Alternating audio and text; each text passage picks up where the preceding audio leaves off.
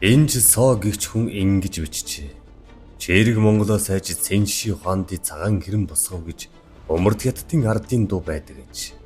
Хожим энэ ард түмэн ар Монгол суурьшихаар 5 удаагийн давалгаан өрнүүлжээ. Эр давалгаа өргөж хүрэн Монголд эх орончид түрэн гарч хязгаарлах бодлого гаргадаг байж.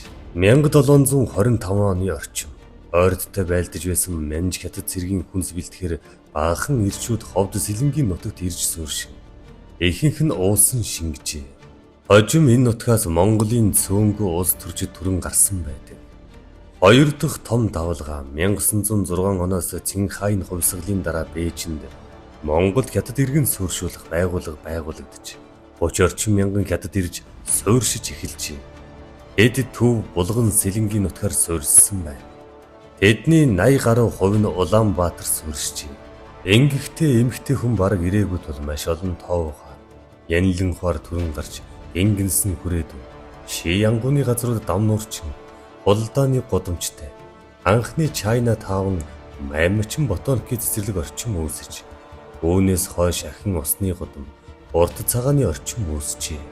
3 дахь давалгаа 1945 оны дайны дараа өөр монголчуудтай орж ирсэн байна. Тэд Улаанбаатар хотын дээд сургуулиуд сурч сэхэтний давхраг үүсгэж эхэлжээ.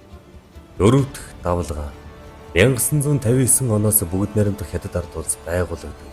Их хэмжээний ажиллах хүчин Монголд орж иржээ. Тэдний баггүй хэсэг нь үлдэж хоцорсон байдаг. Гэхдээ бүгд ажилчин нэртэй ирчүүд.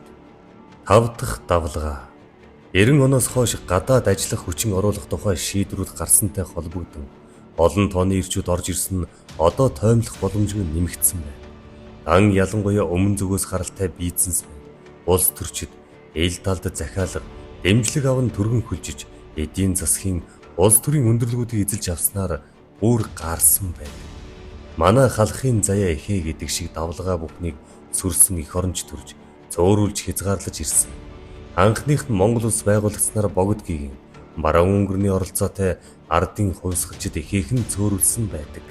1925-аас 29 оны хооронд Ананд Гиндэн нар хятадын 8-ачид өөсийн үрийг төлөвлөхгүй шийдвэр гаргаснаар маш олон хятад нутаг үзжээ.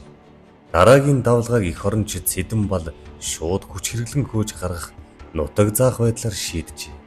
Гэвч монголчсон хөөгдөн гарсан тэр хятадууд ардчлалын үед иргэн ирж Монголын уул уурхай эдийн засгийн өндөрлгүүдийг эзлэн авах нөхцөлийг хангасан байна. Одоо Монголд 5 дахь үеийн төрлөгийг зогсоох цаг.